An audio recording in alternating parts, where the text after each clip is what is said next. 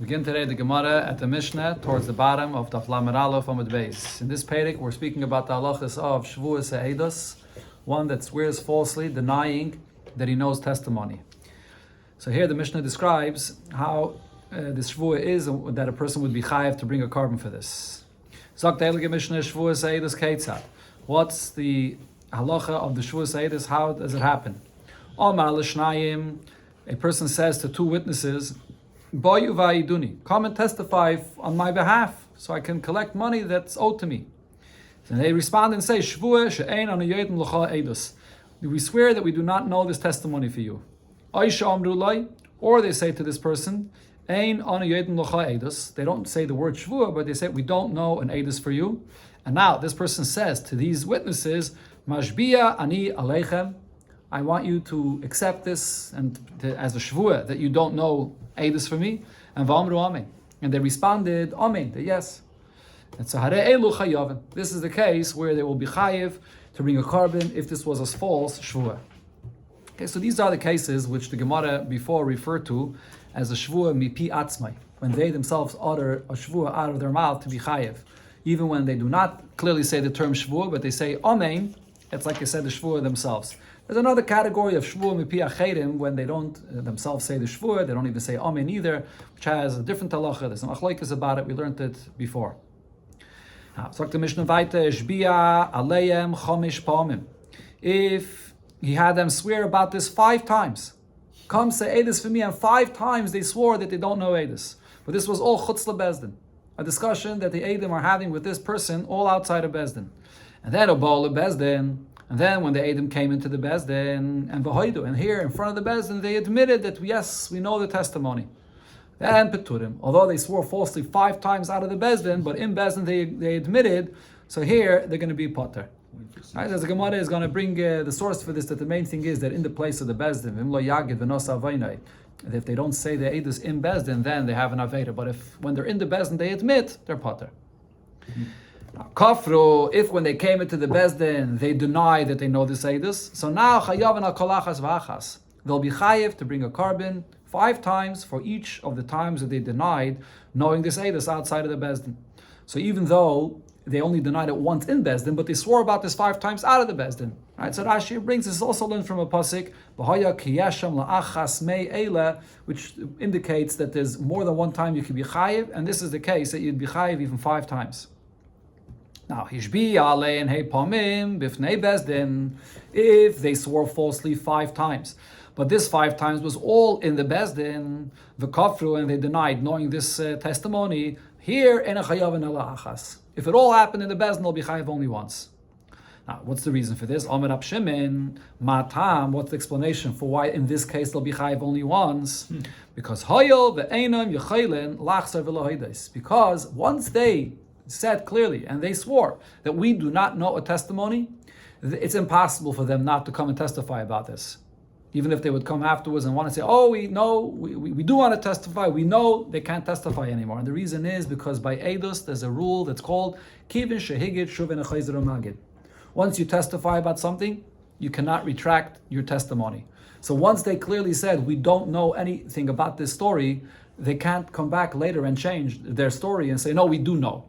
So therefore, even if they denied 5 times, as we learned before, the rule regarding Shevuos ha'edos is you're only obligated to bring a carbon if you denied a testimony that you were able to testify about, that you were fit to say eidus for. So over here, once they deny that they know, so from that point forward, they can't say eidus anymore.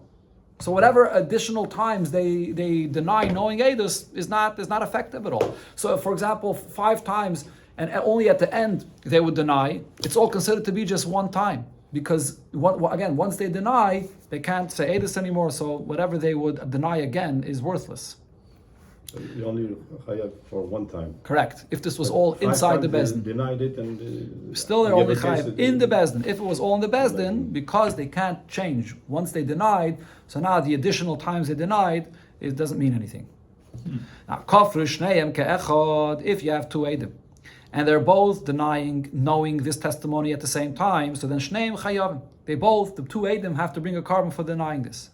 If these two Eidim denied knowing this testimony, but it's first one and then the other denied it, so then Arishan Chayev. The first one will be Chayev to bring a carbon, because at the time when he denied, he's causing a loss of money to this person, because there were two Eidim. If he would admit, there would be here two Eidim potentially that could testify about this. So the point is that you only Chayev to bring a carbon for denying and knowing a Eidos if you're causing a loss of money to the one that you could testify for. So that's only the first one. But Vasheni Potter. The second one that denies will be Potter, because once the first one denied, so now he's only one person left. And an Eid Echad will not, in the usual case, help this person be able to collect his money, because with one Eid you can't collect any money. So therefore, when he denies the Eidus, he'll be Potter. In a case where you have two Eidim, and one denies knowing the Eidus and the other one admits, so Hakayfer Chayev. The one that denied knowing the Eidos will be Chayev. And the other one that admitted knowing the Eidos, obviously he'll be Potter. The Gemara will explain what's the Chiddush of this case. Now, there are two groups of Eidim that potentially could know the story to testify about. So Kafra Rishaina, the first set of Eidim deny knowing the testimony, Vachach Kafra Shniya, and then the second set of Eidim deny knowing this, Shtein Chayavis. They're both going to be chayiv to bring a carbon. Because both of them can testify separately about this story, and both of them are causing a loss of money to the one that they're not testifying for.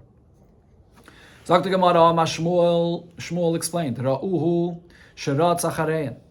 in a case where Eidim see a person that's chasing them, and Amru Loi, they turn around to this person and they say, why are you chasing us? And they understand that this person has a dentator with so-and-so, and he wants them to testify about the story on his behalf. And they tell him, before he even asks them, we swear we don't know any testimony for you. Before he asked them, come and testify for me. In such a case, Peturin, even though they swore falsely, they'll be Pater. They're only going to be Chayiv if the one that wants them to say this for them actually asked them and demanded from them, come and testify more for me, and then they swore falsely that we don't know this. That's Rashi brings later that the Gemara learns this out from the pasuk Im lo yagid v'nasa avaynai, that it's darshaned Im lo yagid, loy with a vav, that only if they say to him, if they deny when he demanded that they should testify for him. That's the halacha that Shmuel said. So the Gemara asks on this, "My kamash malon." What is the chiddush in what Shmuel said here? Tanina, we learned this in a Mishnah later, where it says, "Shilach biyad avdei." If a person that wants someone to testify for him, he didn't demand from the Eidim himself, he sent a servant of his, hanitva, or in a case where not the claimant himself is demanding from the Eidim to say Eidos, but the nitva, the defendant says, Mashbiya ani aleichem she'im atem yodim lo Eidos, that I am having you swear that if you know him, for the claimant that's against me, that if you're going to say Eidos for him, come, I want you to come and testify for him. So the claimant himself, that they're testifying on his behalf, never demanded from them that they should testify for him. So in these cases, at Eilu Peturim, the Eidim that swore falsely about this will be Pater. Ad sheyishmu mit pia teveya. They'll only be chayiv if the teveya, the claimant himself, demanded of the Eidim to testify for him, and they turned him down. They swore falsely about this. So it says this here clearly. So why is Shmuel saying this halacha regarding a case where someone is chasing these Eidim? We see clearly the halacha here in this Mishnah. And says the Gemara, Ratz achareyen itzrichalei.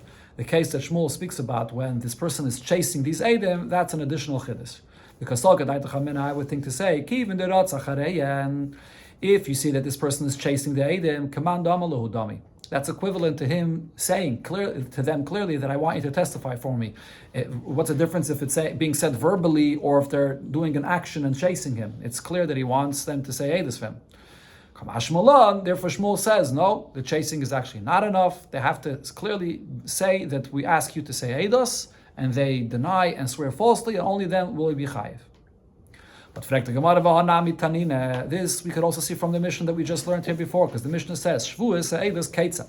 How are you chayiv for Shevuos Eidos? Omar le'edim. So the Mishnah clearly says, it starts describing the case by Omar. that the claimant comes and says to the Eidim, Boyu v'ha'iduni, come and testify on my behalf. And the Eidim responds, Shvua, they swear that they don't know. So the Mishnah clearly describes Omar in, if the Teveya comes and says, come and testify for me, Loy amaloi. But if he did not say, he did not demand them to testify Loy, then the obligation, the Chiv of Shevuos Eidus does not apply. Says the Gemara, no, from our Mishnah itself, it wouldn't necessarily be a raya. Omar lav dafke. If it was just a Mishnah, I could say that when it says in the Mishnah Omar, that the person said, he demanded from them to say, hey, this it's lav dafke. It's just a description that doesn't have to be. Because the Eloi Teimahachi, if you're not going to say that the term Omar is lav dafke. Gabe pekod. There's a Mishnah later when it comes to a person that's swearing falsely regarding a deposit that he has from his friend and he denies having it. So over there also it says Omar, and over there the word Omar is lav dafke. So what does it say there in the Mishnah? Shevuos hapekodin keitzad, how you chayav for Shevuos hapekodin? Omar loy, a person says to his friend, Tenli pekodin sheyesh li biyadcha, give me back the deposit that I have in your hands. And so there the Mishnah uses this term of Omar, that he's asking it from him, and then the person denies and he swears falsely that he doesn't have it. So now there it says Omar, hachinami Omar in loy Omar loy. Are you going to say over there the same diuk? That it's only if he demanded it from him, and if not, and the person swore falsely about this even before it was demanded from him, he'll be pater. But that can't be, because over there, havekichesh ba'amisai kalduhu. Over there, when the Torah describes the chiyuv of Shevuos hapekodin, it says vekichesh ba'amisai. You denied having a pekodin that belongs to your friend, and there's no indication that it's only in a case where he asked it from you. So what does the term Omar over there mean? So Ela Omar lav dafke. So over there, when the Mishnah describes that he asked him for this object or this deposit, it's lav dafke. Just a description, but it doesn't mean only in this case. So therefore, in this Mishnah as well, when it says Omar, I would say lav dafke. I would say that the Omar is lav dafke. And therefore, it was necessary for Shmuel to teach this halacha. Because from the Mishnah itself, I would say that it's lav dafke. Okay, but the Gemara doesn't accept this yet. The Gemara says, Hi Mai, how do you understand this? If you're going to say that when it describes in our Mishnah and it says Omar, that he said, that he demanded the Edom to testify, and it's dafke, so then I could tell you, Tana Hasam Oto Hache. So the Tana by the Mishnah of Pekodin says the term Omar, since it said over here the description of Omar where it was asked from you, so I used the same description there. Right, so over here it's dafke, so then it says it the second time, lav dafke. But if you're going to say, as the Gemara just suggested to say, that loy Omar the Hasam dafke, when it says the term Omar by the case of Pekodin, it's not dafke. And v'loy Omar the Hacha dafke, when it says over here Omar that he demanded of the Edom to testify in his behalf, it's also lav dafke. So if so, Omar lomali lemisne. So why is it saying the Omar in our Mishnah? Why is it saying the Omar in the Mishnah later? It's completely extra. Says the Gemara, no, I would still say, Dilme Orche de Milse Kamashmalon. I would still think that when the Mishnah in both cases says Omar, it's just describing how this usually goes down. Usually someone will not just swear, I don't know Edus to you. Why would he swear if he wasn't asked to say Edus? And usually a person will not swear falsely about a pekodin that he has in his possession unless it's being asked from him. So therefore the Mishnah describes the way it usually goes down. But I would still say that it's lav dafke. And therefore, Kamash Malan, Shmuel came to teach that by Shevuos Eidos, as it's learned from the Pasuk, it's only in a case where he was asked, or they were asked to say Eidos, and they denied it and swore falsely, only then are you chayiv. Says the Gemara, Tanya Kavah say to Shmuel, we learned clearly in a Braisa, like what Shmuel said, Ra'uhu Shaba Achrein. Eidim see that this person is coming after them, and before he has a chance to ask them to testify for him, Amrullah, they turned around and said to him, Ma'ata Ba'achreinu, why are you chasing us? We swear we don't know any testimony for you. Peturin, in such a case, they'll be potter. And that's only by the Shevuos Eidos. But ve'im b'pikadon, by a deposit, when one denies having the pikadon, chayavim. You chayiv even before the owner demands that you should give it back to him. The next case in the Mishnah said, if the Edom swore 5 times out of Bezdin falsely, then they came into the Bezdin, and in the Bezdin they admitted that they know, they'll be potter. As long as once they admitted in the Bezdin, they're potter. Says the Gemara Minolon, the Akfire, Bebezdin, the Mechayiv. From where do I know that only if they denied it in the Bezdin, then they'll be chayiv, but a chutz lebezdin loy mechayiv? But outside of the Bezdin, if they are swearing falsely and then they're denying it only out of Bezdin, they won't be chayiv. Amar Abaye, so Abaye answers, Amakra, the pasuk says, Im lo yagid, if you do not say the testimony, v'nos avoinit. So then that's where you have a sin. What does this mean?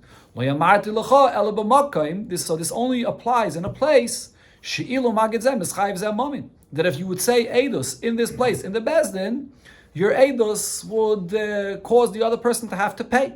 So therefore we see that this is only in the Bezdin. So based on this pasuk, Rav Papa asks Abaye, if so, Ihachi Eime Shvuah Gufa bebezdin in v'shaloi bebezdin loy. So maybe I should say that not only the actual admitting or denying must be finally in the Bezdin, but the whole concept of them swearing falsely, they should be chayiv for this only if it was in Bezdin. Well, the Mishnah says that if they swear falsely out of Bezdin, as long as when they came into the Bezdin, they did not retract from that shvuah, they continue denying, they'll be chayiv for the shvuah outside Bezdin. But why? Maybe they're only chayiv if they actually swore in the Bezdin itself. Says the Gemara, no, that can't be, because the Tanya, there's another pasuk that we learn out in the Braise that it says la'achas, and the pasuk it says over there yeshem la'achas mei eile, and from one of these, and from this pasuk you learn out l'chayev al kol achas va'achas, that you have to bring a carbon for swearing falsely even for more than one time. If you swore falsely 5 times, you have to bring 5 times a carbon. That's what we learn out from this pasuk. So now, this pasuk itself proves that you're chayiv for a Shevuos Eidos outside of the Bezdin. Why? Because if you're going to say you're only chayiv if you swear falsely inside the Bezdin, if one swears 5 times falsely inside the Bezdin, would you be chayiv 5 times? It's impossible. As the Mishnah already said, the Mishnah says, if they swore 5 times inside the Bezdin, and they denied 5 times, they're only chayiv once. And as the Mishnah explained it, inside the Bezdin, as explained in the Mishnah, once they denied once, now they can't retract this. They can't anyway say edus anymore. So them denying a second time is worthless. It makes no difference. So in a Bezdin, they could only be chayiv once. So when is the pasuk here saying that they could be chayiv more than once? So the fact that the pasuk says that they could be chayiv 5 times or more than once, that proves that shvuah chutz lebezdin, that even if they swear outside the Bezdin, they will be chayiv for this, and only kfire bebezdin. They'll be chayiv if when they show up in the Bezdin, they continue denying it, then they'll be chayiv for the 5 times that they swore outside of the Bezdin. When they swear outside of the Bezdin, here, every time, they're chayiv again. Over here, you don't say kivin shehikut shuv and achayzer amagid. They're not in the Bezdin yet. So therefore, each time they deny and swear falsely, they will be chayiv a separate carbon for this. The next case, the Mishnah said, Kofru shneim ka'achas chayavin. If you have the 2 Eidim, and they both denied knowing testimony at the same time, so then they'll be chayiv. So the Gemara asks, what does this mean that they denied this at the same time? It's impossible for them to deny, to say edus and to swear falsely at the exact same moment. One has to be before the other. It's impossible it should be at the exact same time. So if that's the case, one was first, one was second. We don't know exactly which one was first and which one was second. They were speaking at the same time, but it's a suffix. But we can't say that they're both actually denying this at the very same moment, that they should both be chayiv. Rav Chisda answers, it's actually a machlokes. Hamani, our Mishnah is following an opinion that says that you could do it at the exact same moment. This is Rabbi Yossi Aglili. This is the opinion of Rabbi Yossi Aglili. The Omar, Rabbi Yossi Aglili says, it is possible that it should happen, or they should speak at the exact same moment and deny and say this false shvuah. Rabbi Yossi Aglili, Rashi here brings, says this in the Mishnah of Bechayres regarding the firstborn by an animal, that if it gives birth to 2 animals, 2 firstborns at the exact same moment, they're both going to be a bechayr. That's what Rabbi Yossi says, and it's possible that they're born at the exact same second. Chachamim there say that it's impossible. One was born a second first, and one was born a second later, so therefore it's a suffix. You don't know which one is which. So so there's a halachas what you have to do for that. But according to Rabbi Yossi Aglili, it could be at the exact same moment, and that's what our Mishnah is talking about over here. Rabbi Yechanan says, our Mishnah could follow even the opinion of the Rabbanon that say that it can't be at the exact same moment. But what happened in our Mishnah?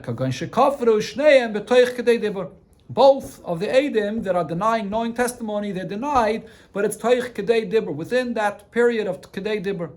As the Mishnah, as the Gemara here will explain what this Toich Kedei Dibur is, but as long as, even if it's not at the same moment, it's going to be together. And the Toich Kedei Dibur, Kedei Dami. It's like one, it's considered to be like mamish, like one statement at the same time. So the Gemara asks in this, but how does this answer it? Mechdi, let's see. What is the time period of Toich Kedei Dibur? Toich Kedei Dibur kama have. What is this time period that's considered to be like at once of Toich Kedei Dibur, within the time when a person speaks? That is Kedei She'ilas Talmud L'Rav, as long as it takes to greet a student to greet his teacher, which is Shalom Alecha Rabbi. Or Ikadamri, there's another version here, you have it in parentheses, Kedei She'ilas Harav L'Talmud, when the teacher is greeting a student, which is just Shalom Alecha, without the added word of Rabbi. So it's a very short period of time. If so, the Gemara now understands that over here, when these two are denying knowing the Eidos, and it has to be Toich Kedei Dibur, what that means is that from the beginning of the first that's denying, and the end of the second that's denying, has to be within that short period of time of Toich Kedei Dibur. But that's impossible, because Ad the Omri Shevuos she'ein yedin l'cha Eidos tuvahave. From when the first one begins saying these words, and you have more words here, he says, Ein anu yedin l'cha Eidos. And then the second one also comes and swears, it's longer than this period of time from the beginning until the end. So how could it be Toich Kedei Dibur? So Ravina answered, he didn't understand what Rabbi Yechon was saying. It doesn't mean that from the beginning until the end it has to be in this short period of time. It means that from when the first one ends, the second one begins saying his denial, his shvuah, right away, without interrupting this period of time that it would take to say Shalom Alecha Rebbe. So therefore it's considered to be as one long denial between the two of them, and they'll both be chayiv. Then the Mishnah said, if it's bezeh chazeh, if it's one denying and then the other one denies afterwards, then arishin chayiv. The first one is chayiv, v'asheni pater, and the second one will be pater. And as I explained in the Mishnah, the reason is because you only chayiv for Shevuos eidos in a case where your denial of knowing this eidos causes a loss of money to the person you would testify for. So in this case, once the first one denied, now there's only one aid left over. When one aid testifies, he cannot obligate anyone to pay money. So him denying knowing this aid does not cause a loss of money, so there's no chiyuv of a carbon for this. Says the Gemara Mas Nisan Deloikai Tana. Our Mishnah, what it's saying is not according to this Tana here. In the Braisa we see a machlokes about this. The Tanya, because in the Braisa we learned mashbia eid echad. In a case where a person is having just one witness swear that he does not know Eidus for him, potter. And this one aid swears falsely about this, he's going to be potter. So that's like it said in our Mishnah. However, Rabbi Elazar Rab Shimon mechayev. Rabbi Elazar Rab Shimon says, even if it's just one aid that's swearing falsely about this, he'll still be chayev. So what's the explanation? So Rabbi Elazar Rab Shimon is arguing with what it said in our Mishnah. So the Gemara explains the machlokes. Shall we say that the machlokes here is as follows? The Mar Sovar the Tana Kama and our Mishnah hold that what is the power of the words of one aid? When one aid testifies, all he can do is, when he says Eidos that so-and-so owes money, that person's not going to have to pay. He's going to have to swear to contradict the word of these aidim, or of this aid rather, this one aid, to pater himself of paying. It just obligates him to swear. So if it only obligates him to swear, so if he's not going to testify, he's not causing a loss of money because he doesn't have the ability to bring him to pay money. Okay, so this is based on what it says by the pasuk that lo yakum eid echad beish l'chol oven l'chol chatos, which means that one aid cannot testify to obligate someone to pay.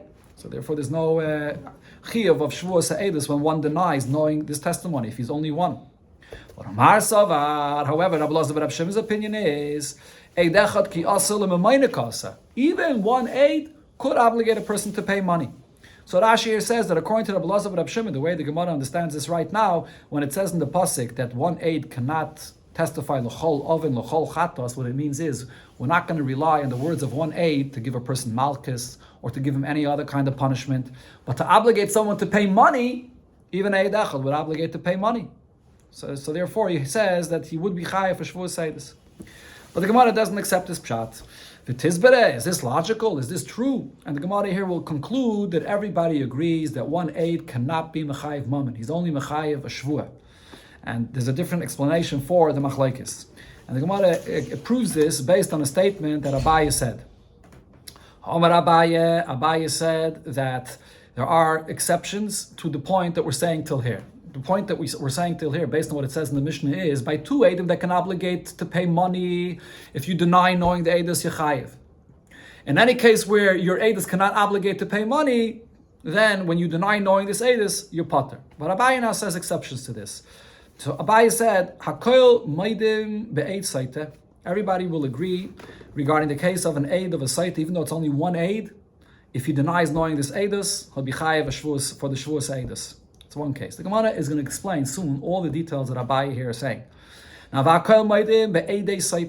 there's another case that everybody will agree regarding Eidei Saita, that even if you deny knowing this Eidos, even though it's two Eidim, you'll be potter from a carbon. Sure. And then there's another case by Eidei Saita, or Machloikis by Eidei Saita. There's another case by Eidei Saita that will be an argument. The same argument that we brought before between the Tanakama and Rabbi Elazar and Rabbi Shimon will apply in this case. And there's another case regarding Eid Echad that everybody would agree that you would be chayiv. And everybody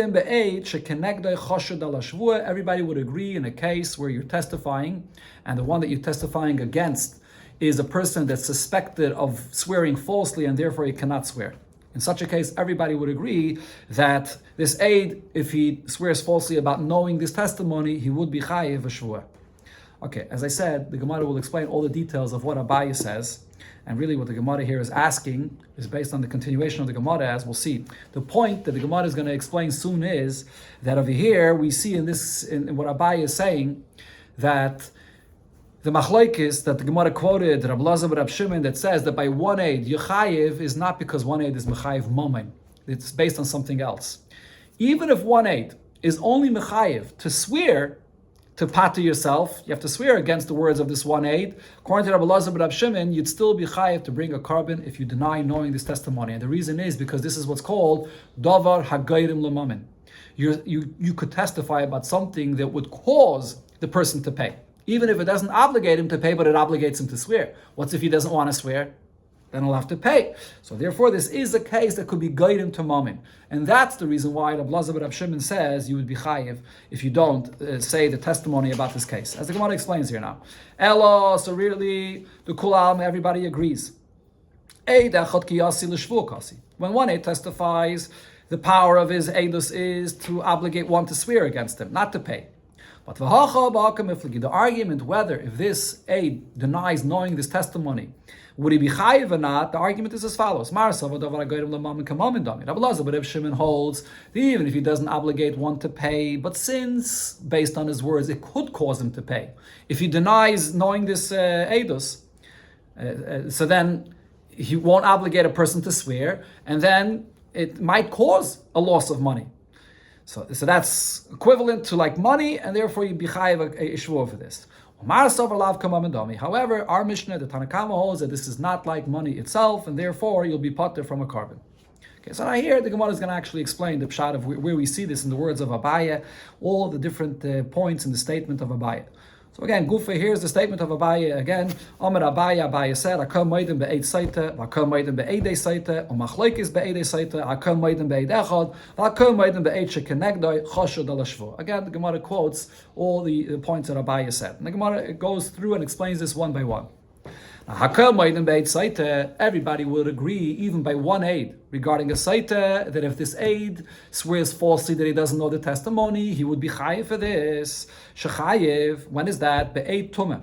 That's regarding an aid that comes and testifies that this woman had a relation with this person. What's the story of the saita? The saita is the woman that is secluded with a man while she's an eishes ish. And here, the eid tumah that we're talking about is her husband already warned her. There was a kinoi. He warned her not to go with this person. And there's also edus that she was nistara, that she was secluded with this person. In such a case, the halacha is that even if only one aid testified that she had a relation with this man, we believe that one aid. The Rachmana Hemne, the Torah believes him. Why? The Chsiv, and the source in the pasuk is, it says, Ve'eid Eimba, that if there's no aid here, and the Gemara in Saita explains Ve'eid Eimba means that there are no two aidim.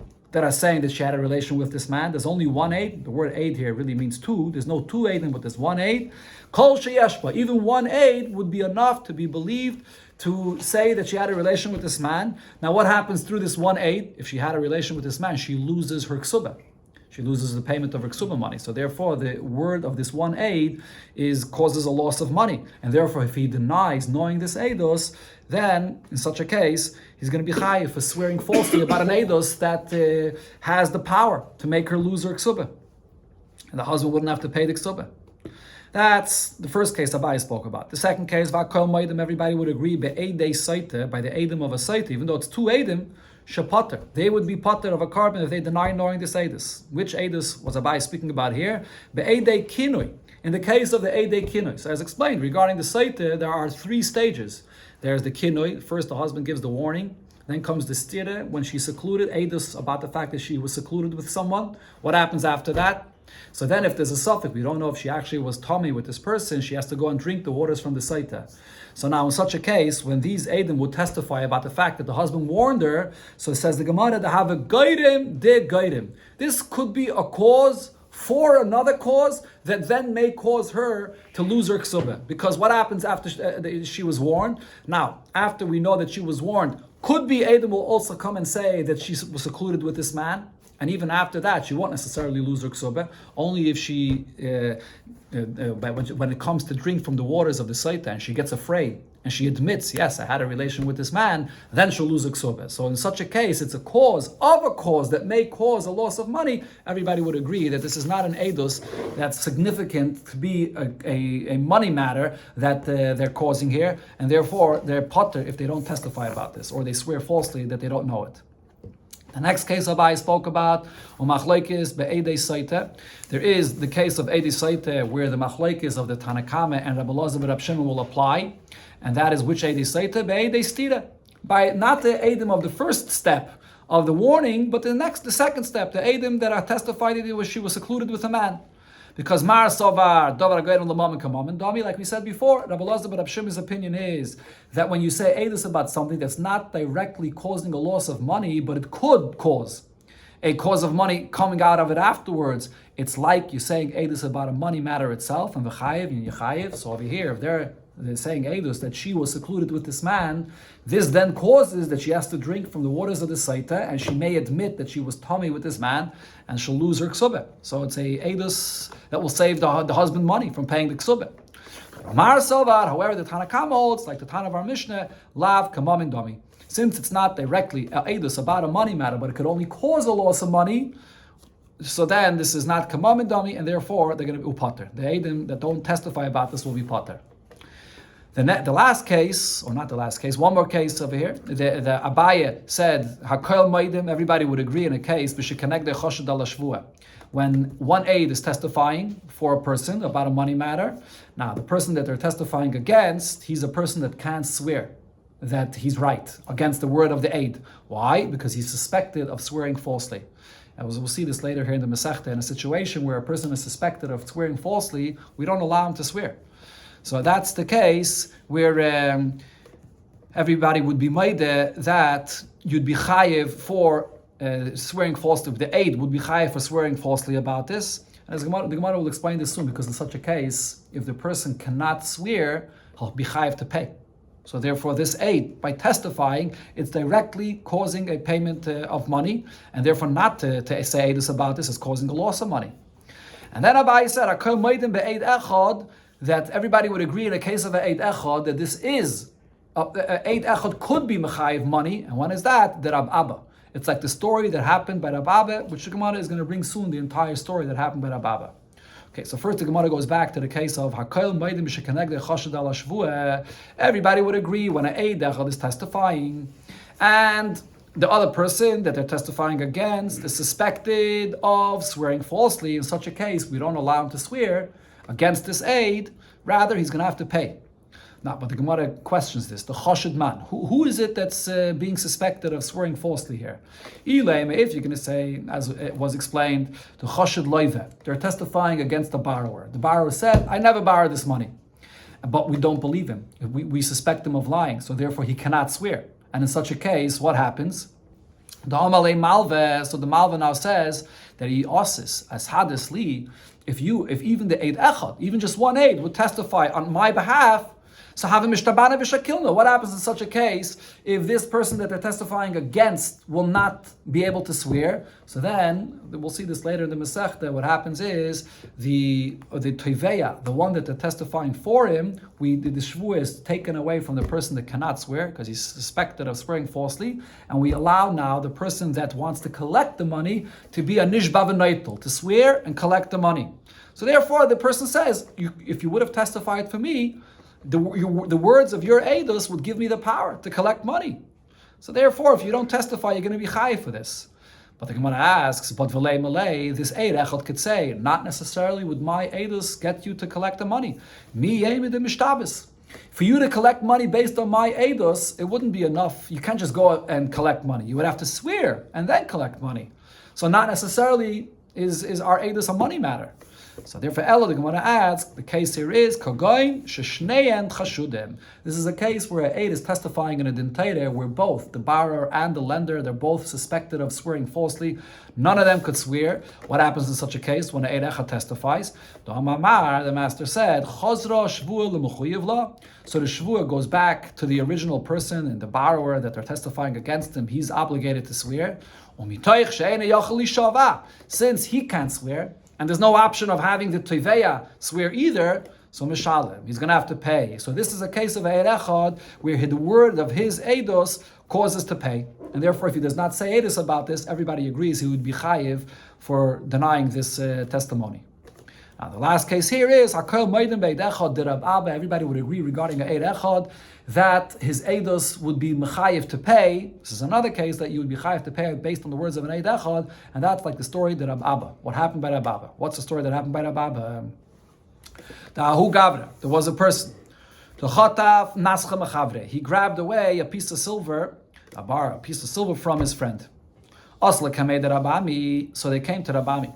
So Havayasa Rab Abba Kamei, and Rab Abba was sitting there in front of Rab Ami by this din Torah. Now, Azel, Aisi, Chat Saadeh, the Michtav Chat Faminei. So this person came and brought one aid that he grabbed away, this piece of silver from him. Now, Amalei, so the person that actually grabbed it, admitted, and he said, yes, in Chatfi, it's true. I grabbed away this piece of silver from him. But Vididi Chatfi, the reason I grabbed it from him, because it's mine. He stole it from me, and I grabbed it back from him. So the halach, the question is, what is the halacha in this case? Omar Rab Ami, so Rab Ami says, Heiche ledaini daine lahai dine. How should judges judge this case? Lishalem, should we say that, look, this person admitted that he grabbed it, and we have an Eid Echad that says that he grabbed it, so let him pay back this piece of silver?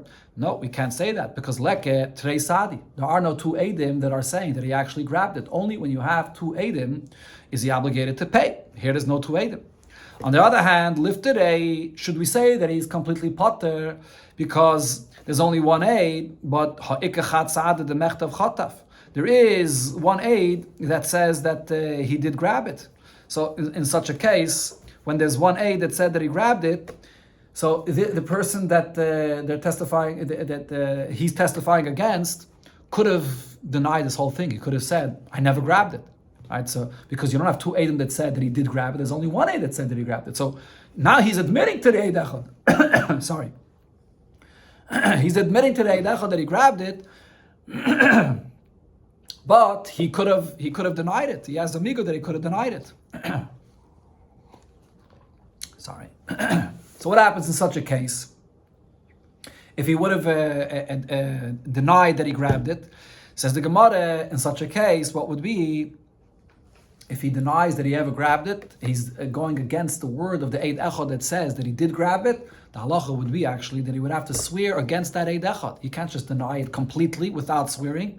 So now the question is, should we say, Lishtaba, let him swear against the word of the Eid Echad? So it's not an option to say that he's chayiv, because we have no two Eidim.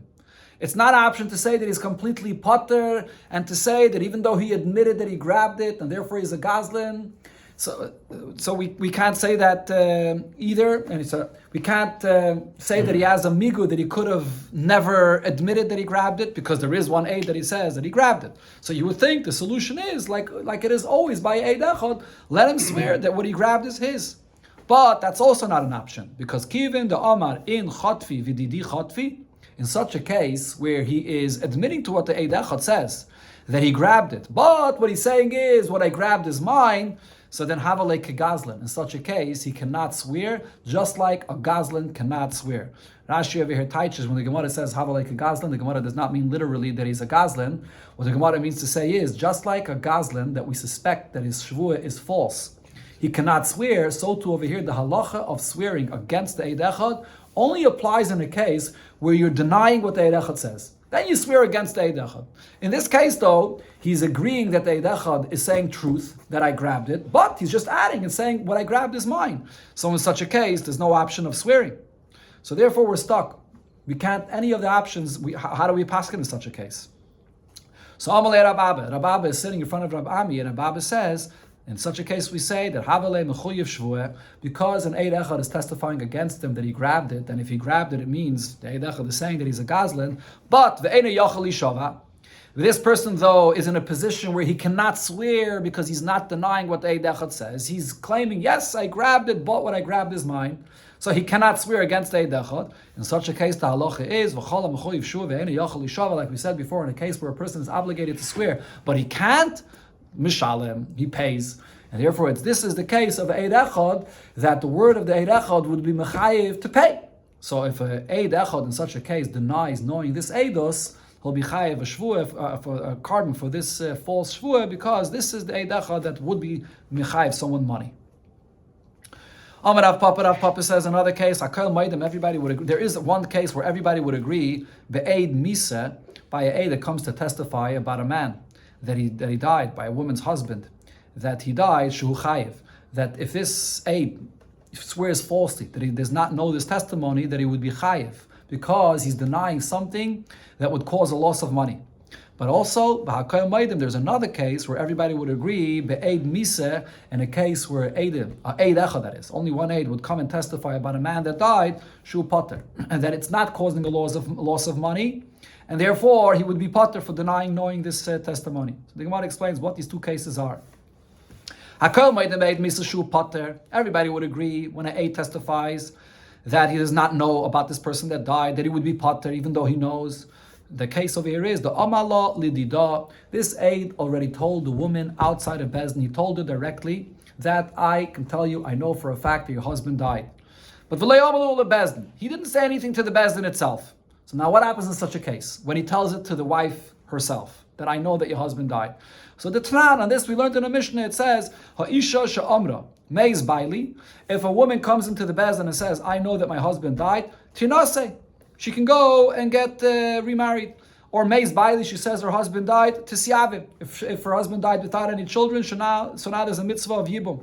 So in such a case, since the Eid already told the woman that her husband died, so even if that Eid does not testify in Bezdin, it doesn't matter. Their Eidus is inconsequential, because the woman herself could come into the Bezdin and say this on her own. So in such a case, their Eidus would not be causing any loss of money, which would be by the fact that now she would say that her husband is dead and she would collect the ksubah, because over here she can come and say this herself anyways. Now, then this that Rav Papa said that everybody would agree regarding this Eid, shehu chayiv, that if they deny knowing this testimony, they would be chayiv. When is this? This is an Eid that refuses to say to her that her husband died, and also refuses to say it to the Bezdin, and they swear falsely about this. So in such a case, we say that the Eid is causing the loss of money, and the ksubah over here, that now she will not be able to collect the ksubah. Says the Gemara, Shma Mina, from this you can learn out another thing, that mashbia eidei karka chayiv, that when a person wants Eidim to swear about a subject of money which relates to karka, and by the halacha of karka, the Gemara will bring later that there's a machlokes about this, whether a payment that relates to karka, and you deny knowing this Eidus, whether you're chayiv or not, but over here, since we're talking about her being able to collect her ksubah, collecting the ksubah, where do you collect the ksubah from? The obligation of paying a ksubah comes from the assets of the father, which is only karka. So in such a case, the Eidus of the Eid Echad would be applying only to a collection of karka. And here it says it'd be chayiv. Says the Gemara, not necessarily is there any rai from here, because Dilma, maybe over here the case is the tfisa metaltali. She already grabbed metaltalin, movable items, from the husband's assets when he was alive, even though afterwards she can't, but she already grabbed it from when the husband was alive. And now the question is whether she would be allowed to keep this or not, so it's not necessarily related to karka. The next case in the Mishnah, it said, Kafar echad v'hoida echad, in a case where one denied and one admitted knowing, so the one that denied is going to be chayiv for a false shvuah. The one that admitted, he admitted, so obviously he's potter. So the Gemara asks him this, what's the chiddush in this case of the Mishnah? The Mishnah said, Bezeh chazeh. If you have two eidim, and one denied first, and the other one denies afterwards, the tarvaya kakafri, they're both denying knowing the eidos, amrit, so the Mishnah says, harishin chayiv. First one's chayiv because there would still be potentially two eidim here. Then, but vasheni, when the second one is left alone, potter, when he denies, he's going to be potter. So now the Mishnah has to say another case here. Kafar echad v'hoide echad mibaya. Is it necessary to say when one denied and one admits that the one that admits is potter? Obviously, if he admitted, he's potter. Says the Gemara, the meaning of the Mishnah, when does it we need the chiddush of the Mishnah? The case actually here is that both of these eidim denied knowing the eidos. And then what happened is then the one that denied admitted after he denied, he immediately retracted, and he was maida, that he knows the eidos. And our Mishnah is coming to say that when you admit and right away, right after you denied, it's kedibur dami, it's like in one statement, and therefore you could take back that denial and you would be potter. That's the chiddush of our Mishnah. But says the Gemara, according to one opinion, didn't we see this already from the Mishnah before? The Mishnah before spoke about a case where they both denied together. So now, in that case before, when it spoke about both of them denying together, how did Rav Chizda explain that Mishnah? So he explained that case in the Mishnah, like Rabbi Yossi Aglili's opinion. What did Rabbi Yossi Aglili say? That they actually both denied at the exact same moment. So then I understand what the chiddush of in the Mishnah over here is. Because Reisha, that case in the Mishnah is Efshel Tzamtzim. It's coming to say that it's possible that they both are swearing falsely at the exact same moment. And the Seifa Itzich Lashmina. Then the case over here in the Seifa is the Toich Kedei Dibur Kedibur Dami. When you have both of them and one is testifying first and the second one, and then the second one after he denied, he retracts and he's maida, and it's coming to teach me the halacha of Toich Kedei Dibur. But Rabbi Yochanan, as we learned before, what did Rabbi Yochanan say? Reisha Toich Kedei Dibur. The Reisha is coming to teach me when two are denying and the second is denying Toich Kedei Dibur of the first. So the Reisha is teaching me the halacha of Toich Kedei Dibur. And Seifa Toich Kedei Dibur. According to what we're saying now, the Seifa is teaching the same halacha of Toich Kedei Dibur. So why is it teaching me the same halacha a second time? Tarti Lamali. Why do I need this twice? Answers the Gemara, it's not the same thing. Because Ma'od the Taimeh, I would think to say, Hani Mili. When do I say this concept of Toich Kedei Dibur, that it's considered to be like one long statement? Kfire u kfire. When you have one aid that denies, then another aid that denies, and it's considered to be like one long denial here.